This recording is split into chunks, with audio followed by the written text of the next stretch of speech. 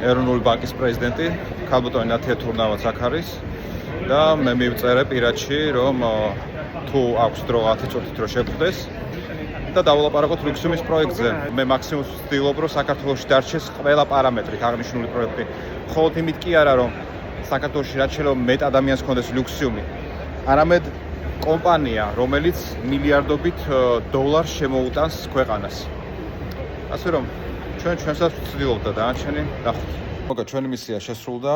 მე შევხვდი დღეს ფრანკფურტში ქალბატონ ნათია თურნავას, ეროვნული ბანკის პრეზიდენტს.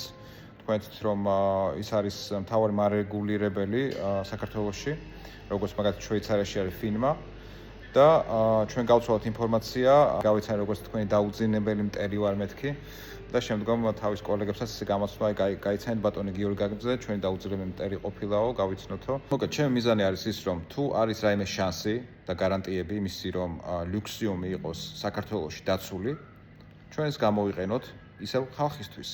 იმიტომ რომ კიდევ ერთხელ, არავინ არ იცის ლუქსიუმი რა დონეზე გავარდება მსოფლიოს მასშტაბით. და ჩვენ ისედაც რამოდენიმე ფილიალი უნდა გავხსნათ ლუქსიუმის იურისდიქციის მიმართულებით. და ერთ-ერთი უნდა იყოს საოპერაციო კომპანია, რომელიც გადასახადებს გადაიხდის იმ ქვეყანაში, სადაც დარეგისტრირდება.